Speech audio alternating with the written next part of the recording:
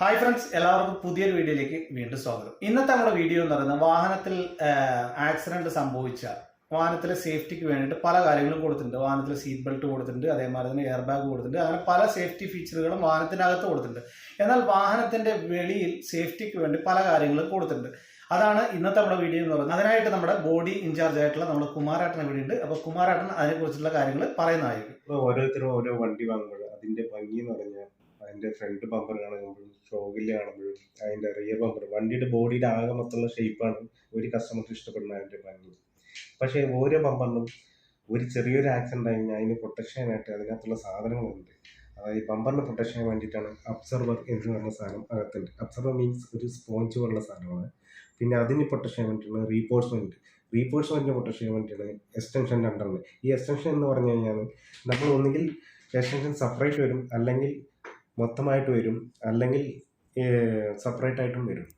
ഇത് രണ്ടും ഇടിച്ച് ഒരുപാട് ഡാമേജ് ആയി മാത്രമാണ് ചേസിലേക്ക് കടക്കുക. അപ്പോൾ ഈ ബമ്പറിന് പ്രൊട്ടക്ഷൻ ചെയ്യാൻ അബ്സർവർ ഉണ്ട്, അബ്സർവറിന് അതും കഴിഞ്ഞ് ചേസിന് പ്രൊട്ടക്ഷൻ ചെയ്യാൻ റീഫോഴ്സ്മെന്റ് ഉണ്ട്, എക്സ്റ്റൻഷൻ ഉണ്ട്. ഇതും കൂടുതൽ ഡാമേജ് ആയി മാത്രമേ നമ്മൾ ചേസിലേക്ക് ബാധിക്കുള്ളൂ. ഈ ഒരു വാഹനം റിയർ ആക്സിഡൻ്റ് ആയിട്ടാണ് നമ്മുടെ ഗ്യാരേജിൽ വന്നിട്ടുള്ളത്. ഇതിൻ്റെ റിയർ ബമ്പറിന് ഡാമേജ് ഉണ്ട്, അത്യാവശ്യം നല്ല ഡാമേജ് ഉണ്ട്. റീഫോഴ്സ്മെൻറ്റും അതിൻ്റെ എക്സ്റ്റൻഷന് ചെറിയ ഡാമേജ് ഉണ്ട്. പക്ഷേ ഇതിന് ചേസസിന് കുഴപ്പമില്ല. ഇതിപ്പോൾ നമുക്ക് ഇൻഷുറൻസ് അപ്രൂവൽ കിട്ടിയിട്ടുണ്ട്. ഇത് വർക്ക് സ്റ്റാർട്ട് ചെയ്യാൻ ഞങ്ങൾ തുടങ്ങുകയാണ്.